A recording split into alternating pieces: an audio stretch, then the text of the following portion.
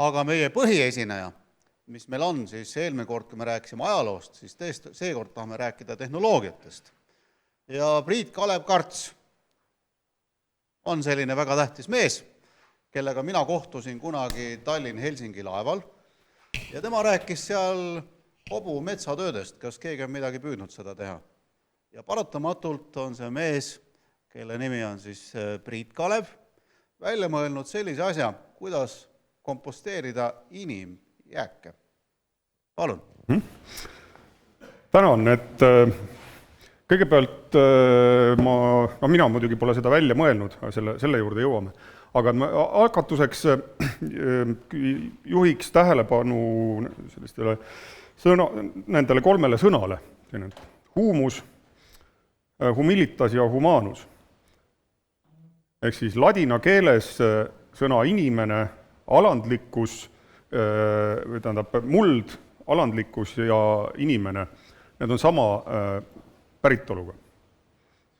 Ehk siis see lause, et mullast oled sa võetud ja mullaks sa pead saama, me peaksime mõtlema sellele natukene igapäevasemalt, tunduvalt igapäevasemalt, et iga kord, kui me sööme, iga kord, kui me käime asjal, siis me osaleme selles pidevas sündimise, elamise ja suremise ringis. See ei ole ainult surnuaia kõnekoht, see mõte. Aga jah, et ma räägin inimsõnniku tagasitoomisest toidusüsteemi ja laiemalt see on siis nagu ringmajanduse teema. Ja kui siin juba öeldi, et 2 kempsu täna avatakse, siis tegelikult ma siinkohal, mina olen kõige kiirem mees. Ma avan veel 3. ka. See käib väga kiiresti, nagu te näete. Ja avatud. Palun.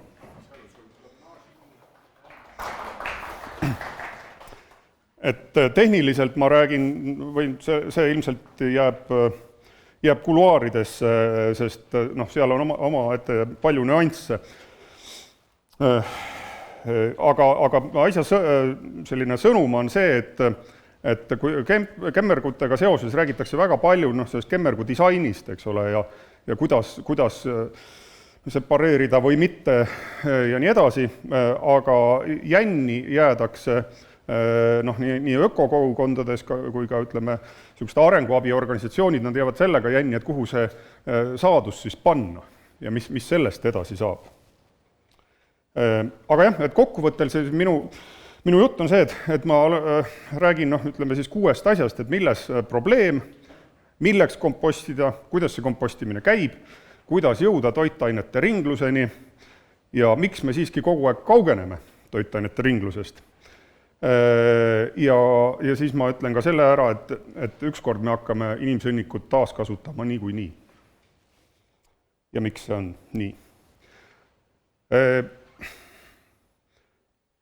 Sellised asjad, kes on tuttav sellise kontseptsiooniga siis nagu naftatipp, peak oil. Et suhteliselt vähe, ja see siis tähendab, et nafta tootmises seda on juba 50-ndatel välja arvutatud, et põhimõtteliselt käib nende maardlate kaupa ja alade kaupa ja riigiti ja lõpuks ka planeediti. Ahaa, see liigutab edasi, suur tänu. Millalgi jõutakse nagu taastumatute loodusvaradega kord on nii, et nad ei taastu, eks ole. Järelikult nad ükskord jõutakse sinna kuskile tippu. See ei tähenda, et see asi on otsas, aga sealt maalt enam ei lähe nagu, ei saa nii hästi kätte, läheb üle keerukaks, järjest sügavamalt peab puurima, eks ole, mere põhjast, kusagilt polaaraladelt ja nii edasi. Aga on ka paljude teiste asjadega, näiteks mullaga maailmas, me oleme juba jõudnud mulla tipuni. Naftatipu üle vaieldakse, et kas ta oli siin 21. sajandi alguses või on kohe tulemas. Fosforiga samuti me jõuame lähikümnenditel sinna ja veega oleme ka juba sinna jõudnud.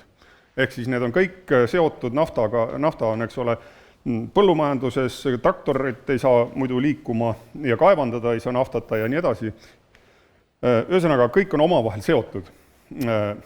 Ja kui need olid sellised ükshaaval, et nafta, vesi, fosfor, siis tegelikult juba 72. aastal on tuntud siis Rooma klubi raportina, tehti selline tööstusökosüsteemi või süsteemne analüüs, arvutimudel, mis näitas seda, et igasugune majanduskasvu selline kasvule orienteeritud maailma süsteem millalgi 21. sajandi esimesel poolel jõuab tippnemiseni ja siis läheb alla. Ja me näeme, et siin kui on mudel ja trend, et see katkendjoon on see, mida siis ennustati ja tegelikult trendid mõneti erinevad, aga mitte eriti palju. Ja ehk siis tõenäoliselt kusagil 30. aastatel hiljem malt me nagu jõuame sellise üldise maailmamajanduse vähenemiseni. Üks asi, nüüd oli see ressursi pool, et kas meil on nagu fosforiiti, mulda, naftat ja nii edasi võtta. Teine asi on see, et kas on, kuidas loodus suudab seda vastu võtta. Ja siin üks Stockholmi säilenõtluse instituudiks võiks tõlkida. Ta on jaganud nagu planetaarsed piirid, sellist määratlenud nagu üheksa piiri, et mille raames on maakeral turvaline püsida. Ja kui me vaatame siin üleval, on kliimamuutus, eks ole, räägitakse CO2-st väga palju viimasel ajal, aga tegelikult see ei ole meil üldse kõige tõsisem probleem. Meie kõige suurem probleem planetaarsete piiride osas on selliste uudsete, igasuguse plasti ja elektroonilise prügi kõrval on fosfori ja lämmastiku paiskamine siis peamiselt siis vee ökosüsteemidesse, millest tuleb merede surm ja palju selliseid küsimusi. Ja kust siis tulevad lämmastik ja fosfor, on kaevandatud või õhust ammutatud siis mineraalväetiste kaudu, mida me siis vesivetsude kaudu ja muidugi ka põllumajanduse kaudu otse ja nii edasi laseme vee ökosüsteemidesse. Ehk siis meil on tegelikult probleem ja meie probleemi kokkuvõttev nimi on lineaarne majanduskasv ja lineaarne majandusmudel. Ehk siis see, mida me praegu teeme, on, et me kaevandame, teeme sellest siis midagi, kas siis ehitisi, põhimõtteliselt ka põldu, toitu, ja siis viskame minema. Ja mille tulemused siis on kuues väljasuremise laine, kliima kuumenemine, pidevalt kasvav kaevandussurve, antud kontekstis on siis fosforiidid ja maagaas, sest lämmastikväetisi tehakse Vene maagaasi abil õhust.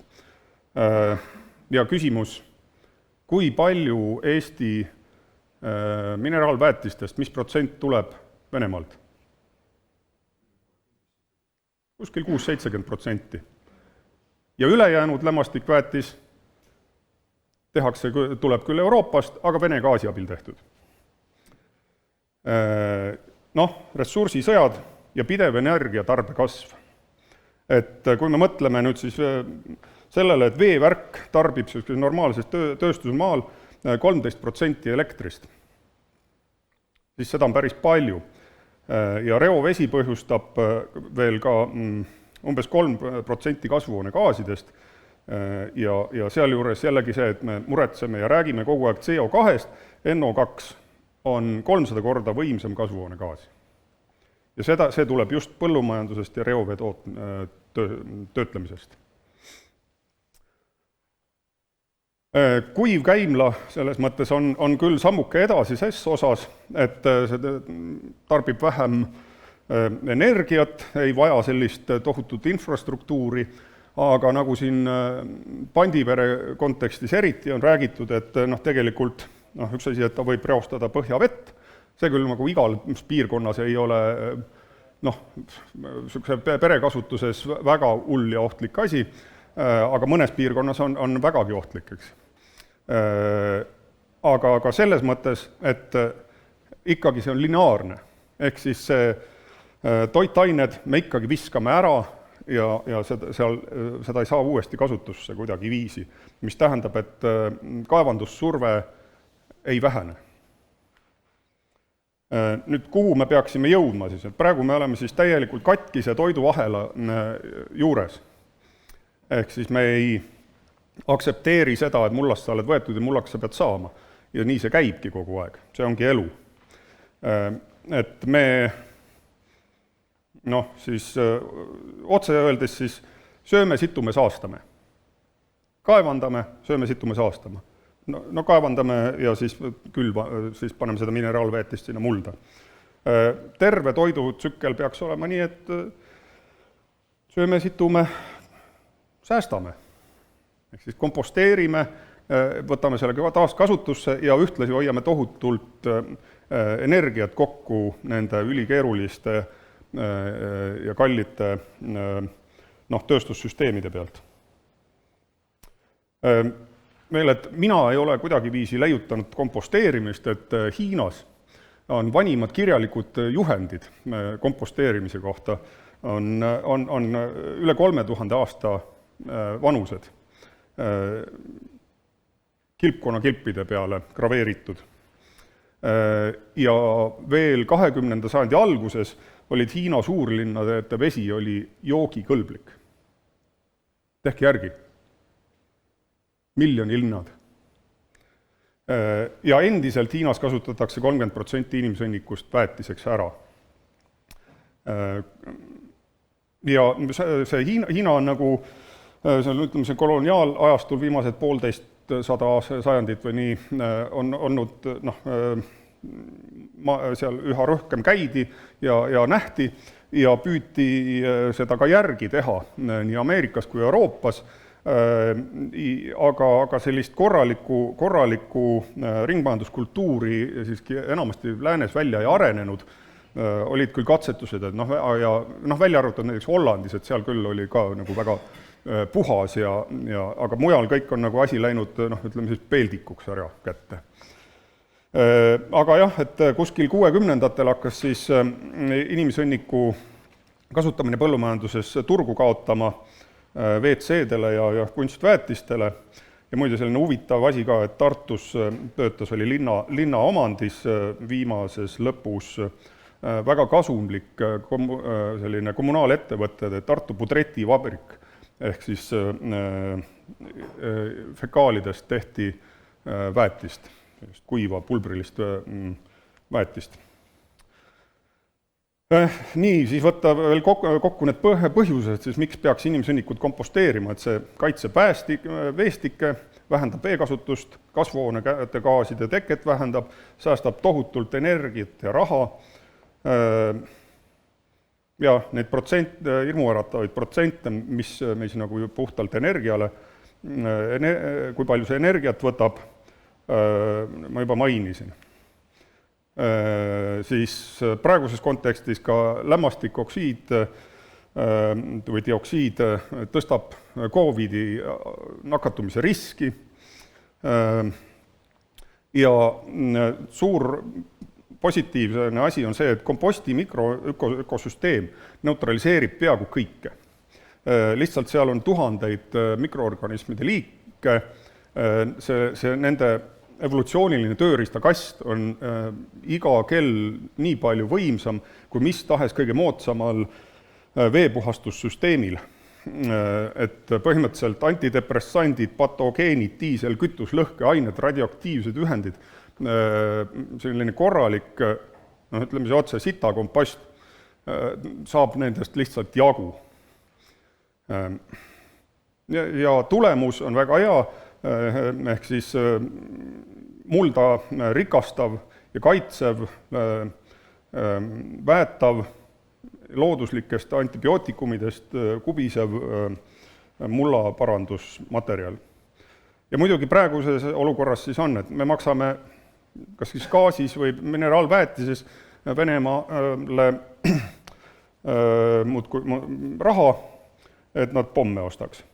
Et see on nagu selgelt toiduturvalisuse ja riigikaitse küsimus minna suletud ringile üle, suletud toidusüsteemile üle. Noh, tavaliselt on see hirmu efekt on, eks ole, et kohe me kõik, et kaka, nagu siin oli jutt, et see on fui ja vastik ja seal on ju bakterid. Seal on oma kultuurilugu, et kui mikroskoop leiutati, siis nagu hakati kohe kõike pisikest kartma. Aga noh, see mikroobe karta või baktereid karta on täiesti jabur, et nagu on üks suur bioloog, siis Craig Venter öelnud, et kui sulle ei meeldi bakterid, siis sa oled valel planeedil lihtsalt. Et sorry, see on bakterite planeet.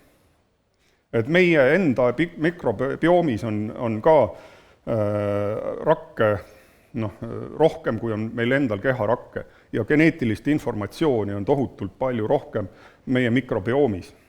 Kui me selle ära hävitame antibiootikumidega või igasuguseid juhtumeid tuleb, siis sellest järgneb lihtsalt kohutavalt palju haigusi, depressioonist autismini. Ja nii, et sõda pisikutega on põhimõtteliselt sõda ise enesega. Jah, on olemas patogeenid ja nendega tuleb tegeleda, aga selleks ongi komposteerumine, kus siis on erinevad astmed, aga siin naljaviluks öelnud, et termofiilid ehk siis termofiilide lahing või nagu Kreekas, et põhimõtteliselt sellised soojalembesed bakterid, mis siis üle 40-45 kraadi, isegi kuni üle 100 kraadini võib põhimõtteliselt komposti temperatuur tõusta, aga tavaliselt ta siis püsib ikkagi seal kuskil 40-60 vahel. See lihtsalt hävitab kõik võimalikud patogeenid. Ja kuidas käib komposteerimine? Et see on nagu tegelikult see on imelihtne. Et komposti mikroelustiku toimimiseks on vaja lämmastiku ja süsinikku. Umbes selline 1:30 suhtes, ehk siis süsinik on põhimõtteliselt kõik, mis kuivalt põleb, puulehed, sae, puru, paber ja lämmastik on enamasti sõnnik, kõige parem on sõnnik ja toidujäätmed ja säärased asjad, õhk ja niiskus ja aeg. Et need praegused igasugused süsteemid, mis soovitatakse ka, et komposteerige toidujäätmeid ja või ärge seda asja sinna pange, et enamasti need linna kodukompostid ei tööta. Ei tööta ka munitsipaalkompostid, mis puulehti komposteerivad, sest et seal on niivõrd vähe lämmastikku, et bakteritel ei ole seal mitte midagi süüa. Ja kõnelemata sellest, et siis selline kompost tõesti siis patogeene ei hävita ka, temperatuur ei tõuse, mikrobioom on väga vaene, evolutsiooniline tööriistakäst jääb kasutamata. Veel üks põhjus ja asi ütleme, komposteerimine ära õppida. Et mul pieteeditunne ei lubanud siia panna pilte Mariupolist, aga see on pärast maavärinat Uus-Meremaal. Te olete kõik neid pilte näinud, et Ukrainas on samasugused pildid praegu. Sama ja sellele tuleb mõelda nagu rahulikul ajal, see asi kunst ära õppida tegelikult ei ole mingisugune küsimus improviseerida või siis osta. Peebul on siin autos veel ka sellised nii-öelda katastroofikempsud, eriti kiired kempsud, aga järgmine aste on ka see, et tuleb teada, mis sellest nüüd edasi teha. Et põhimõtteliselt, kui elekter on ära või kanalisatsioon puruks pommitatud, puhastusseadmed puruks pommitatud, siis jah, selliste humanitaarabiorganisatsioonid tavaliselt saavad hakkama selliste mingisuguste potikeste toomisega. Aga mis edasi? Seda nad ütlevad, et oodake, kuni kord naaseb. Tegelikult ei ole mingisugust vajadust oodata, see on sama selle korrusmajade õue peale kiiresti improviseeritav, täiesti epidemioloogiliselt kuulikindel süsteem, käitlussüsteem, ja sa ei pea jääma ootama, et äkki riik või humanitaarabi organisatsioonid tulevad ja päästavad. Nüüd, kuidas seda nagu praktikas võiks teha, et tegelikult ootaks kultuurikorraldajatelt sellist missioonitunnet, et suvised massiüritused on tegelikult üks festival, on üks korralik katastroof. Nagu igas mõttes, et äkki on nii palju inimesi koos. Ja ega need kemmergumajandus kipub seal ka olema täielik katastroof. Okei, ikkagi püütakse ja ega need kemmerlingi kempsudel iseenesest midagi viga ei ole, viga on ainult selles menetluses. Lõpuks see purgitakse ikka veesüsteemi, ehk siis hea korralik orgaaniline maheaine solgitakse lihtsalt ära ja ränga energia kuluga ikkagi kuskil 75-80% lämmastikust fosforist jääb sellesse vette, mille me laseme merre ja Läänemeri on oma maailmas meresurmade poolest üks tuntud koht. Lahendus tegelikult on juba jube lihtne ja selliseid festivale on juba maailmas küll ja küll, et suurim on Inglismaal 200 000 külastajaga Glastonbury festival, mis toodab üle 500 tonni aiakomposti aastas. Ehk siis lähiperspektiivi rakendusi ma näeksingi, et oleks, mis on nagu lihtsalt tehtavad, on humanitaarabi ja katastroofi hügieen, massiüritustel ära õppida, skvotteritel, ja niisugustel asunikel, põhimõtteliselt sa teed sellise või sellise asja endale õue või tähendab tuppa paned oma haige ema voodi ette turvast peale ja seal ei ole nagu peale selle asja enda ajamise hetkel tekib, eks ole, sul ikka mingeid gaase, see tekib ka vesivetsus, saad suurepäraselt ligipääsetava, kiire ja odava kempsu. Ja muidugi põllumajanduse ja haljastusest sellele kraamil tuleb nagu leida rakendus, mis võimaldab täiendavalt ka ära rakendada haljastusjäätmed. Et näiteks hiljuti kuulsin šokeeriva uudise, et Viljandi haljastusjäätmed viiakse Tartusse komposteerida. Aga see on veel päris hea, sest natukese pärast sattusin lugema, et Taanis on probleem, et nemad jällegi viivad Rootsi ja Saksamaale oma haljastusjäätmed komposteerida. Ja üleüldse viimasel 10 aastal on kuskil 95% kasvanud haljastusjäätmete kogus. Teadlaste kommentaar oli, tõenäoliselt meil ikka lehti rohkem ei teki, lihtsalt nad on semiootiliselt määratletud jäätmeteks.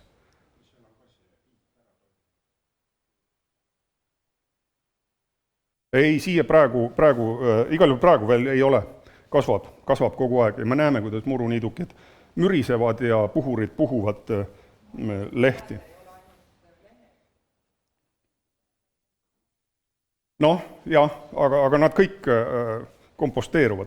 Ehk siis, kui tegelikult ametlikult meil on selline Keskkonnaameti kodulehel ka, et me peame jäätmeteket vältima, siis tegelikult, kui sa soovid sellest nagu tehagi nii, et sa väldid. Ehk siis minu arusaamist mööda vältimine on see, et sa ei jäätmesta asja. Ehk siis meie väljaheited ei ole jäätmed. On orgaaniline materjal, mis on koha peal kohe ära tarvitatav, samamoodi on haljastus nii-öelda jäätmed. See on ju puhas kraam. Kui me aga nüüd hakkame teda solgutama ja solkima, veega segama, teise linna vedama, juriidiliselt nagu kaitsma, et jumala eest, et kui tahab keegi ettevõtja seda ära kasutada, siis ta peab tegema omale load taotlema ja mida kõike, siis praktika, siin on üks slaid ära kadunud. Praktika on see, kui pole keeruline, siis on keelatud. Ja siin ma tahakski öelda, et sellise provokatiivse ütlemise õhku visata, et pole olemas progressi ega innovatsiooni. Et kui kemmergumajanduse peale mõelda, siis veel ütleme see, kõik see kompostimise asjad on nagu ka modernses läänelikus mõttes, nad on vähemalt 50 aastat läbi uuritud, läbi disainitud, kõik see on olemas, kõnelemata sellest, et Hiinas on üle 3000 aasta seda edukalt kasutatud, siin ei ole mitte midagi uurida, siin ei ole mitte midagi disainida, siin tuleb pihta hakata.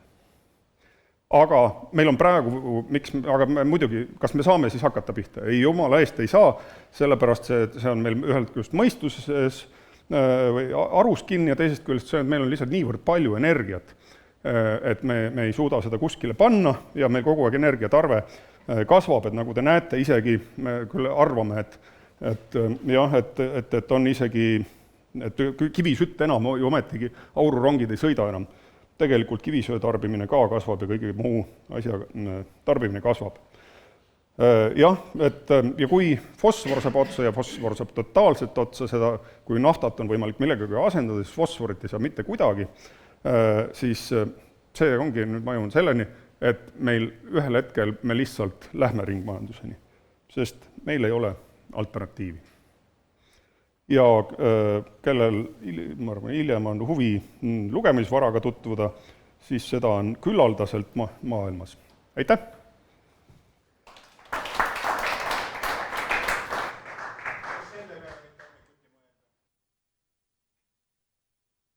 Nii. Üks hetk. Ma isegi, kui sa pärast küsid mult, siis mul on telefonis üks PDF-ina see olemas, ma võin. Kuna meil on otseülekanne, siis lihtsalt vaatajad ei kuule, et sellepärast kasutame mikrofoni. Vello Laanemaa olen. Esitasin küsimuse, et kas saab neid slaide täna. See lihtsalt see kirjanduse nimekiri. Jaa, palun. Ja Ola Ojala Keskkonnaministeeriumist.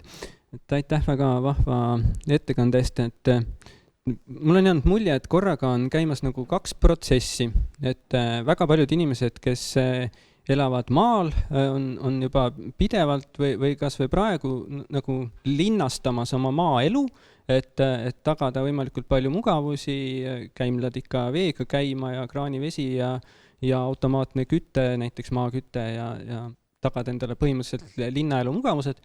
Ja samas linnaelu muutub pidevalt nagu maalikumaks, et luksus on ju omada parke, need kirjutatakse sisse üldplaneeringutesse, pargid muudetakse ka veel rohkem looduslikemaks, niidetakse vähem ja kasvatatakse murukatustele ja peetakse mesilasi katustele. Et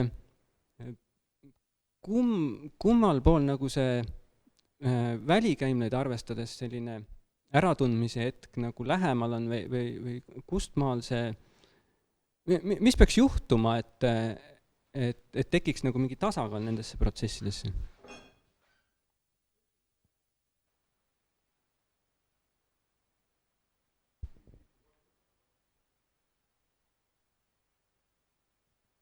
See peab juhtuma.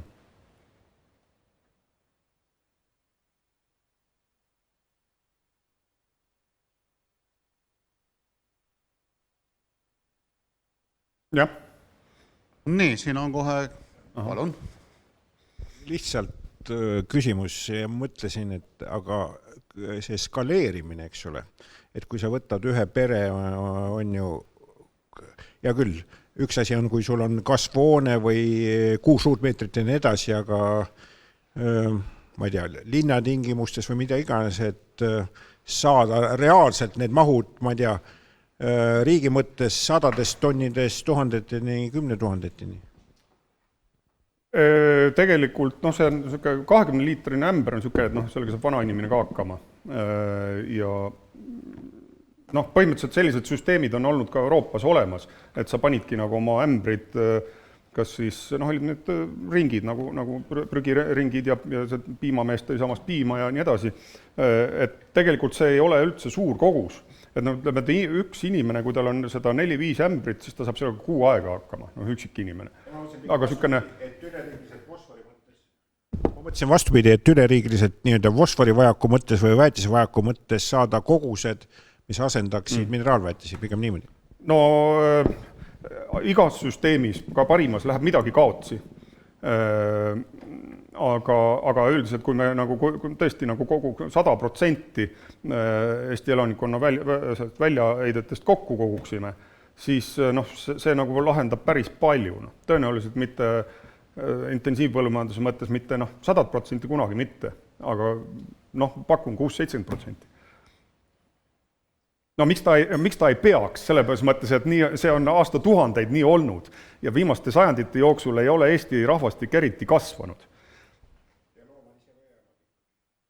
Loomad jäävad ka muidugi. Loomad tegelevad ju ka veepuhastusega selles mõttes, et väljadelt, nemad küll fosforit vähem, aga ikka fosforit ka nagu püüavad ju näiteks nendelt märgaladelt. Aga nüüd lugupeetavad, meil on väike sirutuspausi planeeritud, mis nüüd vaikselt on juba otsast hakanud otsa saama.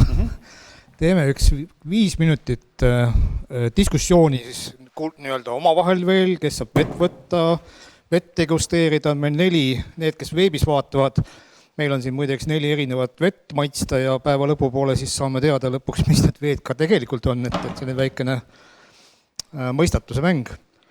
Ja pärast seda, kui see paus saab läbi 10:55, siis peaks tulema järgmine ettekandja.